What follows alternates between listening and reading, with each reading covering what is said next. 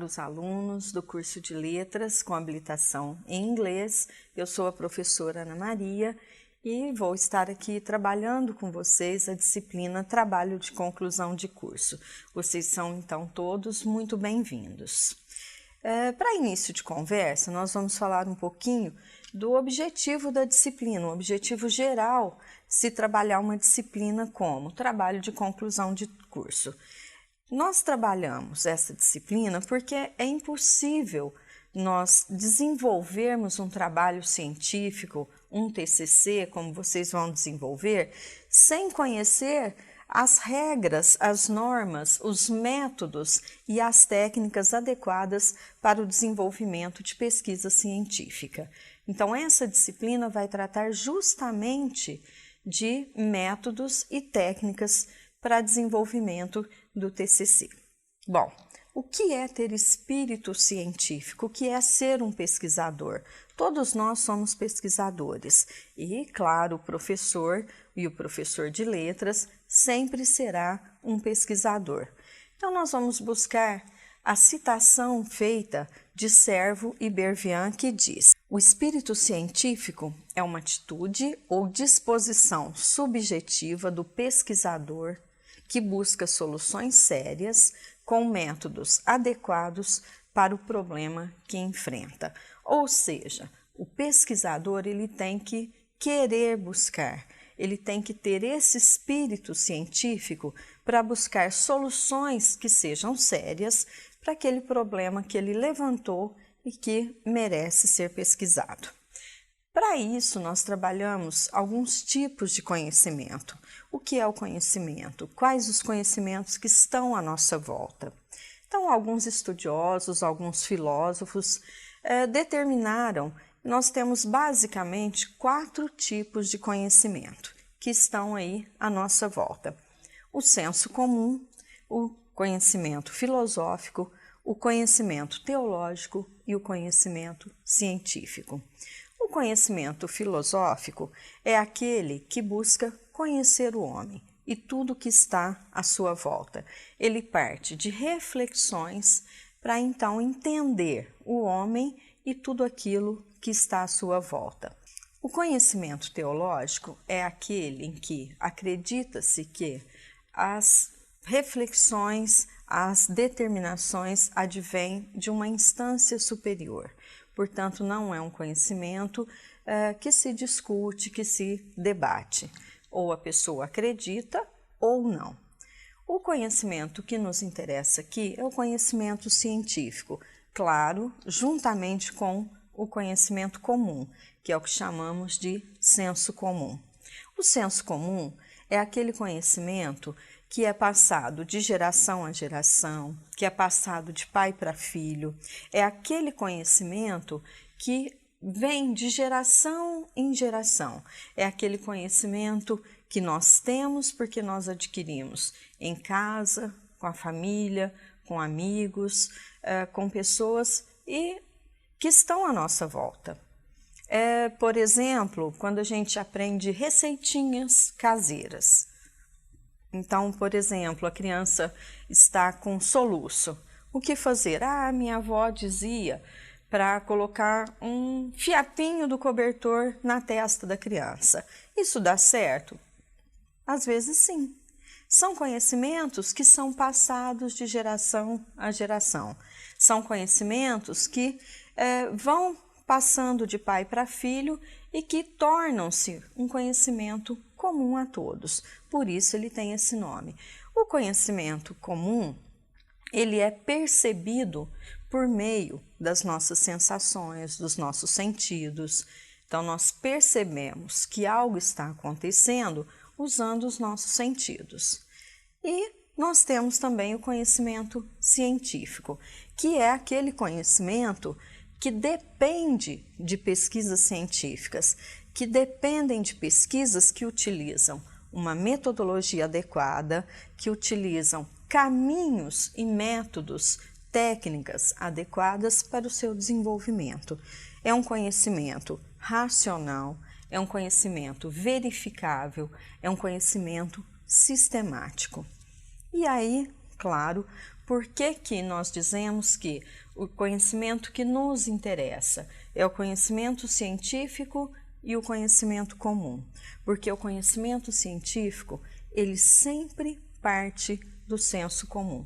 Ele sempre parte daquele conhecimento que nós temos, que é comum a todos, para então eu ir para um laboratório, para que eu possa ir verificar, para que eu possa buscar métodos adequados, técnicas adequadas, para então tornar esse conhecimento verificável, racional, sistemático. Segundo Rubem Alves, em seu texto de 2001, ele diz que o conhecimento científico é uma metamorfose do senso comum. Ou seja, eu tenho um conhecimento que eu adquiri na minha vida, na minha experiência com meus pais, com amigos, com familiares. E a partir desse conhecimento é que eu vou buscar métodos e técnicas e então transformar esse conhecimento em um conhecimento chamado conhecimento científico. E é esse conhecimento científico que nós buscamos, que nós estudamos, que nós abordamos aqui na universidade. É esse conhecimento que nós vamos buscar para o nosso TCC. É esse que vai aparecer, é esse conhecimento sistematizado, é esse conhecimento racional, é esse conhecimento que nós vamos então estudar, buscar e determinar no nosso TCC. A pesquisa científica, ela é uma pesquisa de atividade voltada para soluções de problemas. Então, a pesquisa científica sempre busca solucionar problemas encontrados pelo senso comum, né? De que maneira? Empregando métodos adequados, técnicas adequadas. Então, a pesquisa científica, ela tem aí algumas características que nós podemos abordar. Por exemplo, ela vai discutir o assunto que nós determinamos em nosso TCC, por exemplo, ela vai discutir esse assunto com base em um marco teórico. Nós não vamos discutir um assunto sem uma teoria que embase esse assunto. Nós vamos sempre abordar uma teoria para que possamos, então, solucionar o problema que é proposto no nosso tema de pesquisa. E claro que esse marco teórico, ele vai ser sempre muito bem fundamentado. Com base em quê? Em uma pesquisa bibliográfica séria, com base em um levantamento bibliográfico que nós faremos e então determinaremos autores e teorias que possam embasar a nossa pesquisa. Uma outra característica da pesquisa científica, ela tem uma utilidade, tá, para a ciência ou para a comunidade. Por que isso? Porque se nós fizermos um trabalho de pesquisa e ele não tiver uma utilidade para a comunidade ou para a própria ciência, ele será um trabalho escolar como outro qualquer.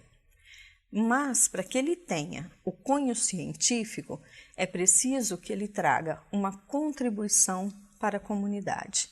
Então, esse é o nosso grande objetivo quando nós fazemos uma pesquisa com essa dimensão científica. É trazer sempre uma contribuição para a ciência ou, claro, para a comunidade em que nós estamos inseridos, certo? Bom, para fazer pesquisa, nós temos alguns objetivos que podem ser de uma razão de ordem intelectual, né? Nós buscamos conhecimentos, nós buscamos aprimorar o nosso conhecimento, nós buscamos ampliar o nosso conhecimento. Então, essas são razões de ordem intelectual, tá certo? Agora, nós temos também razões de ordem prática que fazem com que nós busquemos a pesquisa científica, justamente para podermos servir a comunidade, justamente para podermos contribuir com a ciência ou com a comunidade. Agora, somos pesquisadores, sim. Nós da área de letras, nós da área de humanas, nós professores, pesquisadores. Somos sempre pesquisadores, mas precisamos ter atitudes de pesquisador. Quais são as atitudes de um pesquisador? Bom, ele deve buscar constantemente a inovação, desde a inovação tecnológica, como a inovação em termos dos textos mais atualizados no embasamento teórico que ele está buscando, né? E, claro, o treinamento para pesquisa. Então, o pesquisador, ele precisa sempre estar atualizado, constantemente buscando inovações. Ele precisa ter profundo conhecimento do assunto que ele vai abordar, ele precisa conhecer cada vez mais esse tema que ele vai estudar. Essa é uma atitude do pesquisador. Uma outra atitude, ele precisa ter visão sistêmica, já que a pesquisa científica, a ciência é um conhecimento sistemático, o pesquisador precisa ter essa visão sistêmica. Ele precisa conseguir fazer da sua pesquisa algo sistemático, para não se perder, né? Ele precisa ter sensibilidade social, já que ele vai trazer uma contribuição para a comunidade, né? Ele precisa ter uma imaginação disciplinada, porque ele não pode tratar do assunto de maneira subjetiva, ele precisa sempre tratar de maneira objetiva, ele precisa disciplinar a sua imaginação, né?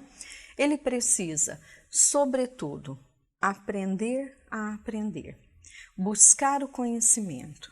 Ele precisa ser autônomo na busca do conhecimento. Ele precisa aprender a ter essa autonomia. Então, aprender a aprender é ser autônomo e buscar o seu próprio conhecimento. Essa é uma das atitudes prioritárias de um bom pesquisador. Ele precisa criar oportunidades de pesquisa, ele precisa investigar cada vez mais para que as oportunidades de pesquisa comecem a surgir. E ele precisa, claro, ter perseverança e paciência.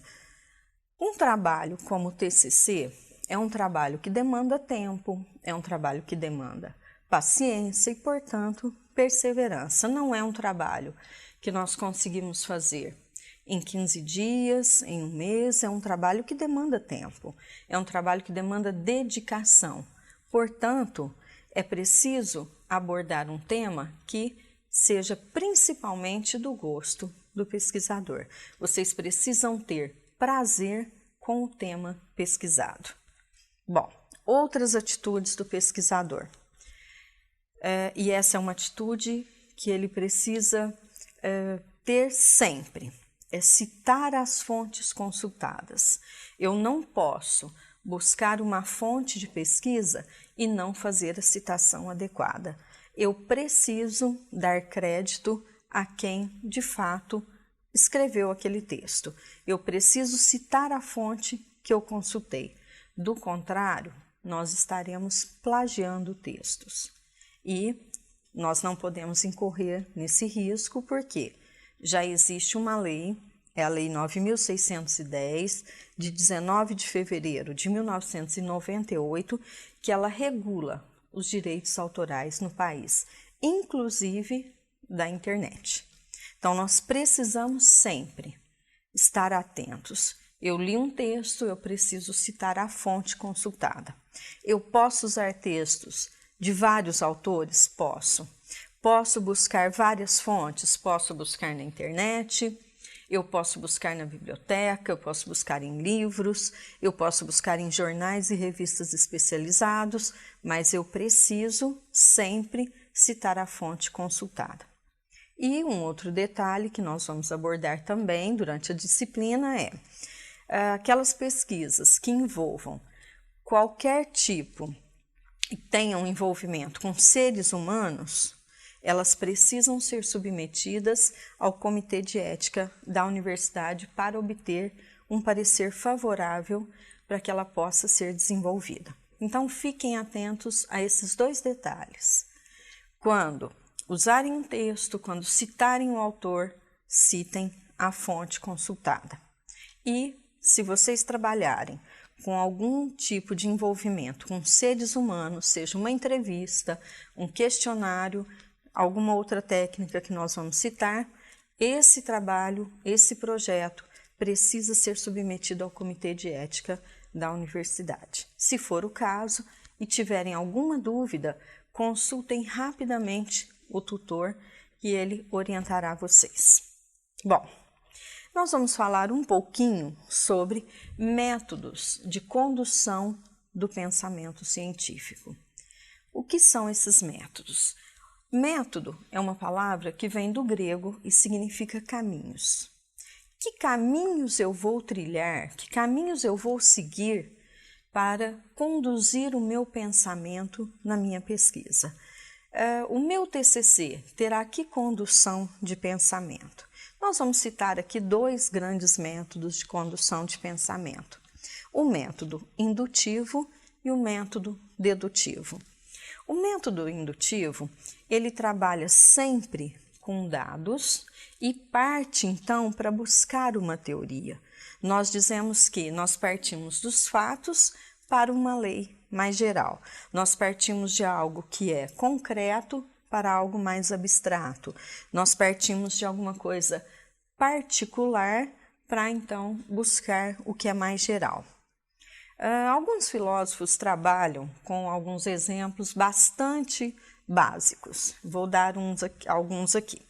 Bom, por exemplo, eu tenho aqui, este pedaço de fio de cobre conduz energia. Este é um exemplo. E aí eu pego um outro pedaço de fio de cobre e digo, este segundo, pego um terceiro, e este terceiro pedaço de fio de cobre conduzem energia. Logo, eu sou induzida a dizer que fio de cobre conduz energia. Então, eu tenho particularidades que buscam o geral. Eu tenho fatos que buscam uma lei. Eu tenho fatos aqui, pedaços de fios de cobre que foram testados, que conduzem energia e que me conduziram, então, a uma lei, a uma teoria mais geral que diz que, então, fios de cobre, em geral, conduzem energia. Essa é uma condução de pensamento, é o método indutivo.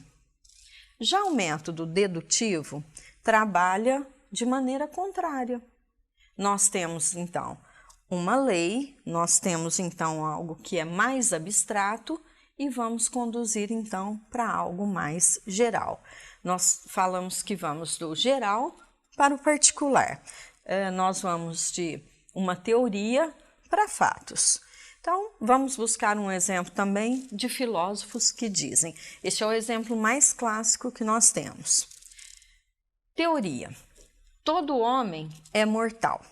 Essa é uma teoria, é geral, né? É algo bastante abstrato. Todo homem é mortal. Pedro é homem. Bom, se todo homem é mortal, se Pedro é homem, logo eu deduzo que Pedro é mortal. Essa é uma conclusão particular. Então, nós temos aqui, só para iniciarmos a nossa disciplina, dois métodos de condução de pensamento científico. O indutivo, que parte de fatos para uma lei, e o dedutivo, que parte de uma lei, parte de uma teoria e busca fatos. Bom, temos também técnicas de pesquisa, porque se nós temos métodos de condução de pensamento, as técnicas de pesquisa nós chamamos de instrumentalização do método. São elas que dão apoio ao método de pesquisa. São elas que vão instrumentalizar a condução do método de pesquisa. E nós dividimos sempre, no geral, né, em dois tipos de técnicas, a documentação direta e a documentação indireta. Então, rapidamente, para falarmos um pouquinho sobre a documentação que nós chamamos de documentação direta. Então, são técnicas de pesquisa que nós chamamos de documentação direta. Nós temos, por exemplo, a técnica de observação. O que faz uma técnica de observação? Ela vai utilizar sentidos, os sentidos, né, que nós temos, na obtenção de determinados aspectos da realidade. Ela vai observar, vai fazer anotações. Então, o pesquisador que se utiliza da técnica de observação vai apenas observar, utilizando os seus sentidos, para fazer anotações e depois utilizar essas anotações na sua pesquisa. Uma outra técnica que também faz parte da documentação direta é a entrevista. Aquela entrevista clássica que é a conversação face a face. Eu entrevisto uma pessoa e obtenho respostas diretas face a face. Bom, questionário é uma outra técnica. O questionário faz parte de um rol de questões que são respondidas por escrito, sempre por escrito, mas sem a presença do pesquisador. Eu entrego o questionário para a pessoa ou para as pessoas que vão respondê-lo e elas respondem por escrito e me devolvem sem a minha presença. Temos também uma outra técnica que é grupo de discussão. Essa é uma técnica de coleta de dados que vai se basear na apresentação de uma temática ou de uma situação, problema, né, ao grupo para discussão. Então, nós temos um grupo que se propõe a discutir uma proposta, uma temática, uma situação, problema, e essa é uma técnica utilizada para levantar esses dados. Então, faz-se a coleta de dados por meio da discussão promovida entre um grupo. E temos também uma outra técnica que nós chamamos de histórias de vida, que nós utilizamos sempre para obter dados sobre a realidade vivida pelos participantes da pesquisa. Nós entrevistamos, nós perguntamos, nós questionamos e, claro, obtemos dados por meio do relato dessas pessoas sobre a sua realidade, sobre a sua vida, sobre aquilo que a pessoa tem para nos contar, né, como participante aí da nossa pesquisa. Outras técnicas, como nós dissemos, documentação direta, agora nós vamos falar um pouquinho da documentação que nós chamamos de indireta. Nós temos a pesquisa documental, e o próprio nome já diz, a nossa fonte de dados são documentos. No nosso caso, pode ser até o projeto pedagógico da escola, em que nós participamos, damos aulas, fazemos estágio. Então, é um documento que nos vale como fonte de dados, né? E temos o diário. Esses diários do pesquisador ou diários dos participantes da pesquisa também são fontes riquíssimas de dados, porque eles são compostos por anotações pessoais. São anotações do próprio pesquisador, anotações dos participantes, elas são narradas pelos sujeitos para descrever a sua própria participação na pesquisa, os seus modos de agir, suas reflexões. Então, nós nos valemos dessas reflexões, dessas anotações pessoais para levantarmos dados, para analisarmos e compormos a nossa pesquisa. Bom, até aqui nós falamos de métodos de condução de pensamentos, falamos de técnicas de pesquisa, mas nós vamos falar um pouquinho da escolha do tema.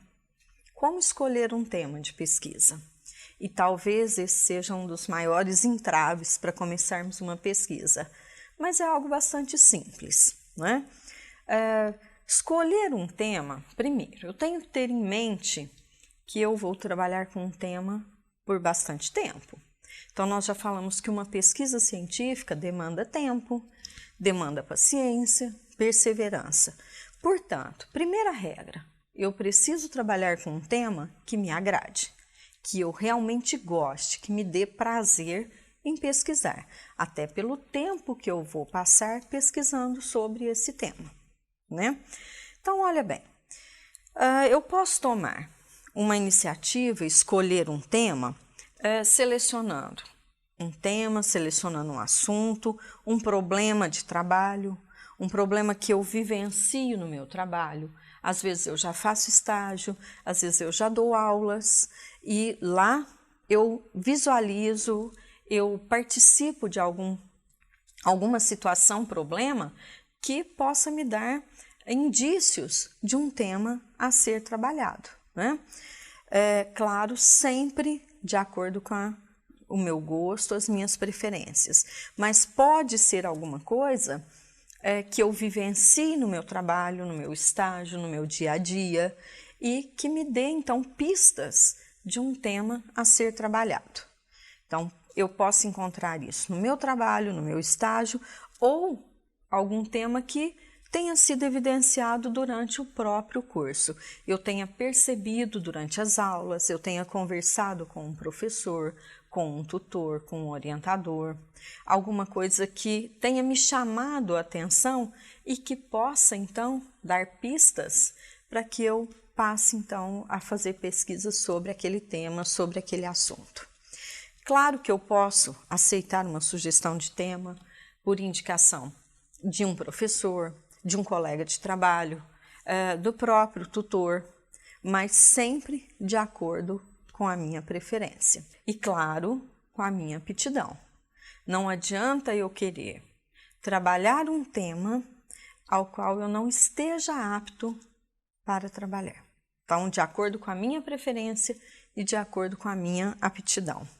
Claro que tem que ser um tema sempre que mereça ser estudado.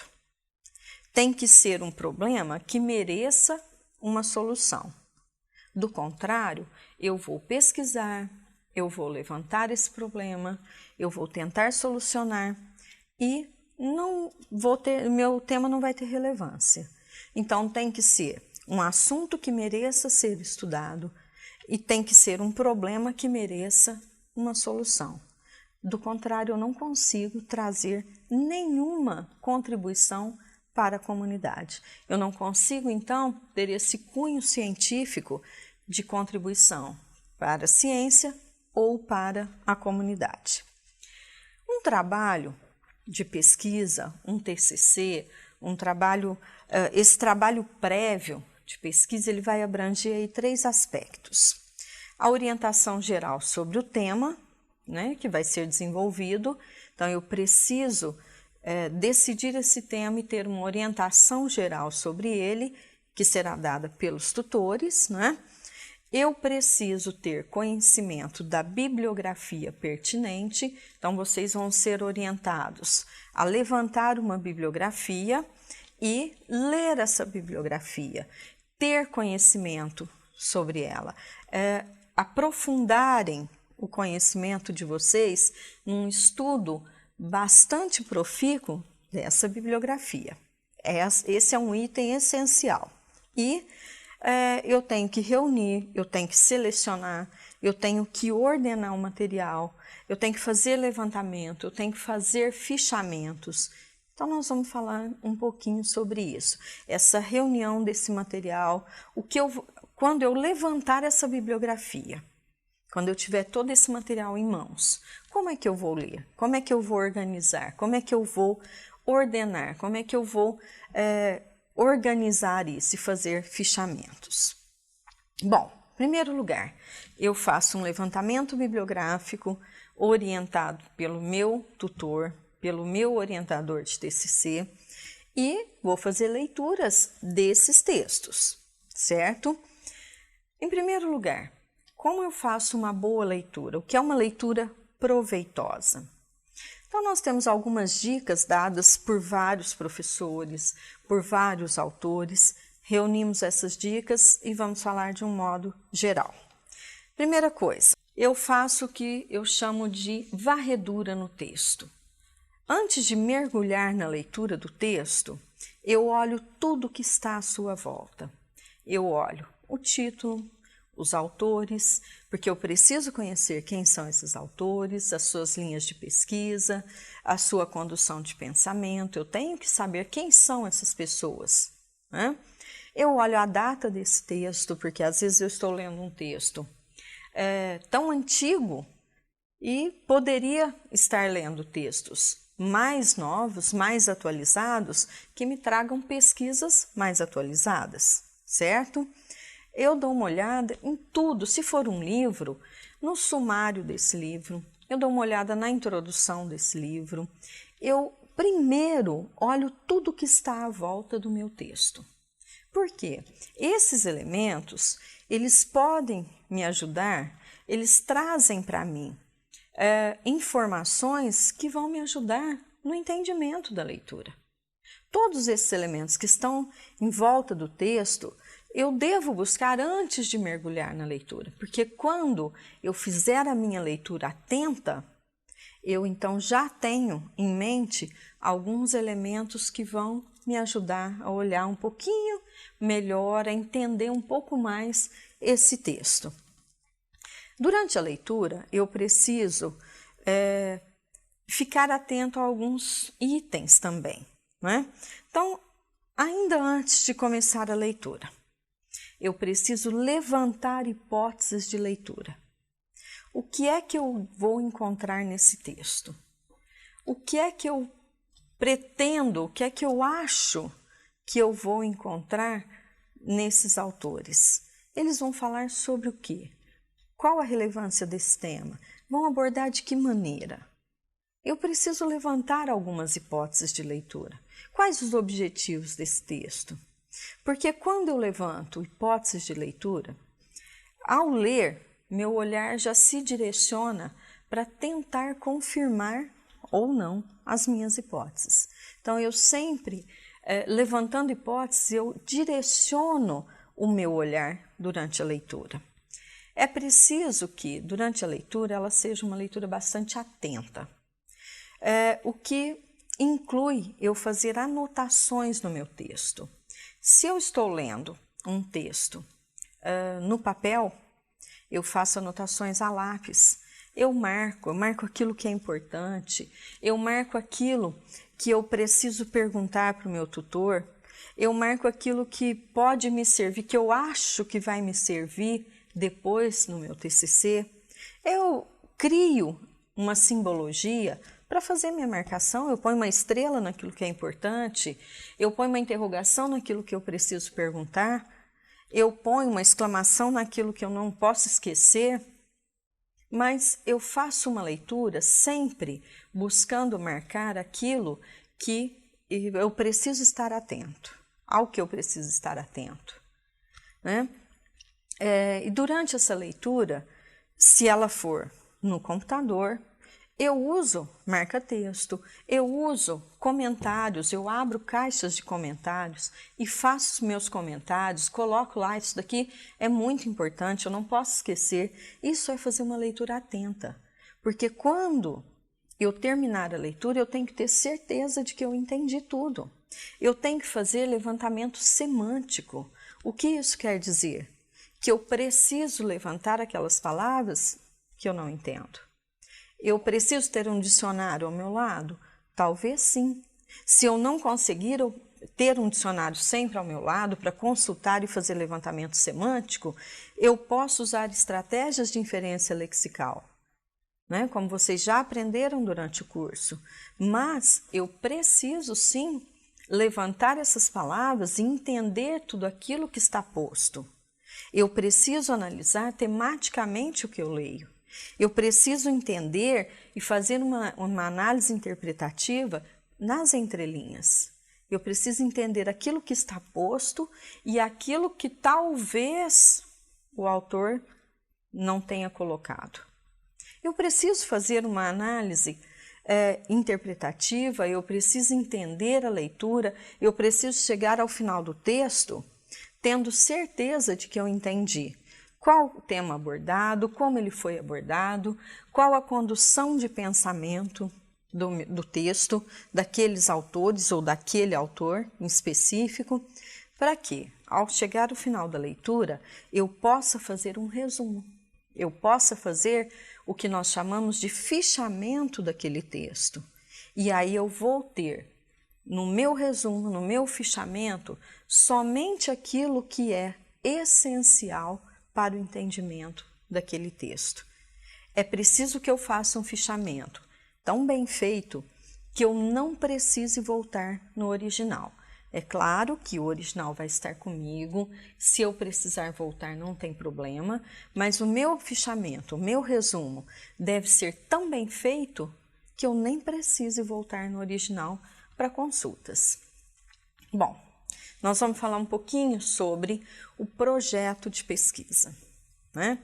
Nós já falamos da condução de pensamento, os métodos, as técnicas que auxiliam os métodos, falamos um pouquinho da escolha do tema, do levantamento bibliográfico, falamos um pouquinho de uma leitura atenta e proveitosa, e agora nós vamos pensar um pouco no projeto de pesquisa.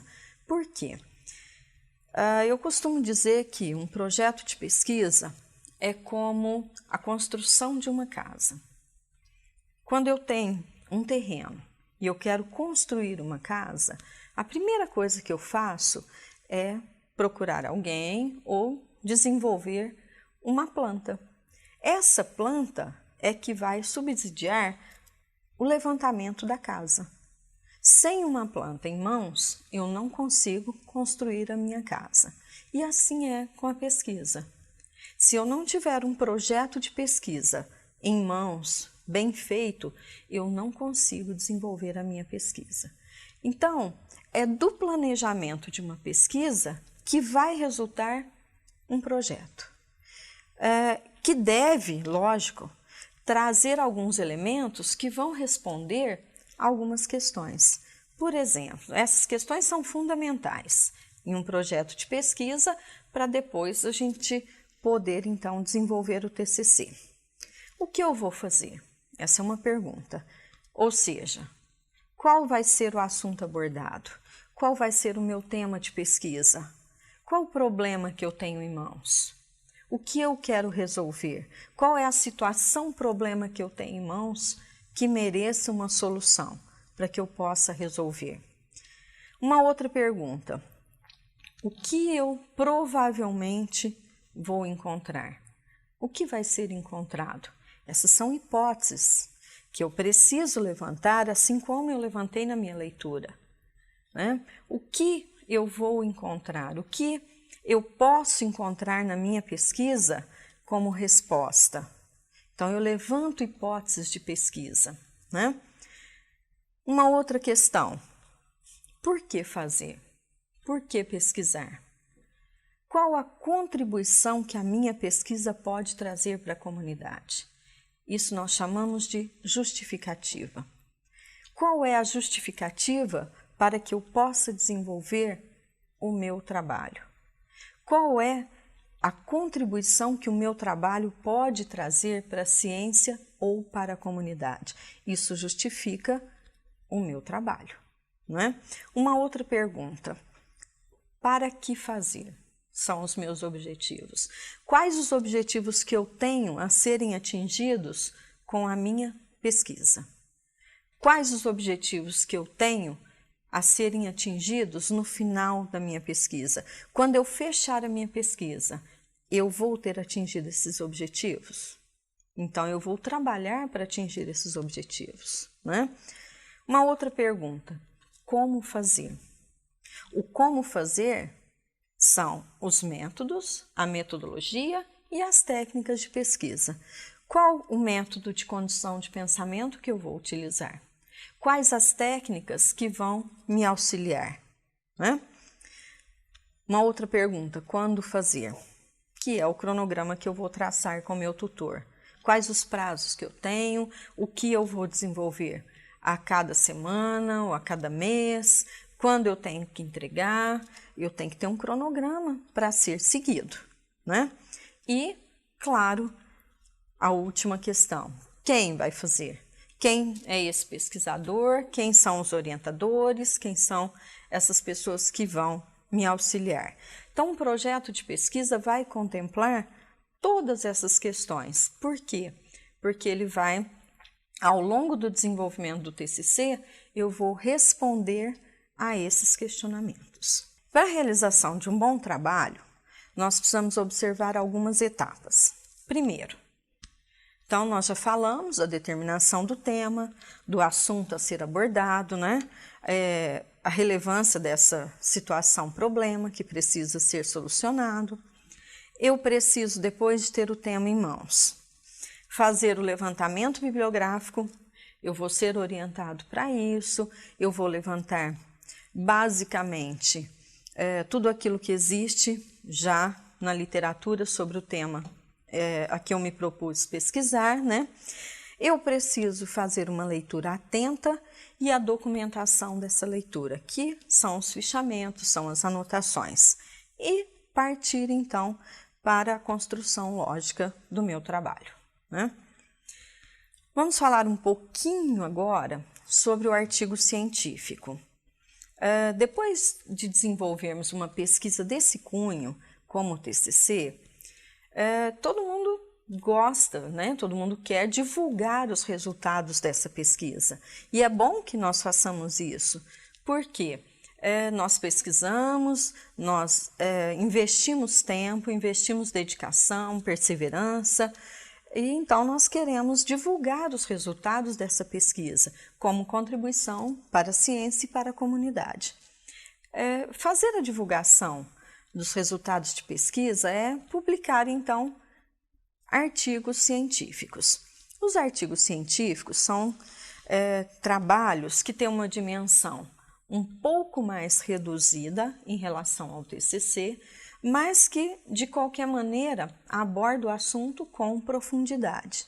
Então, é como se eu diminuísse o meu TCC para aquelas questões que não podem ser omitidas, né?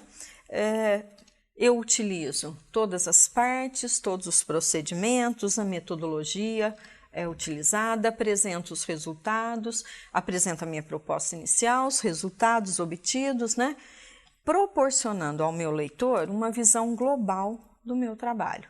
Então, o artigo científico é um artigo que tem todas as partes do TCC em uma dimensão um pouco mais reduzida.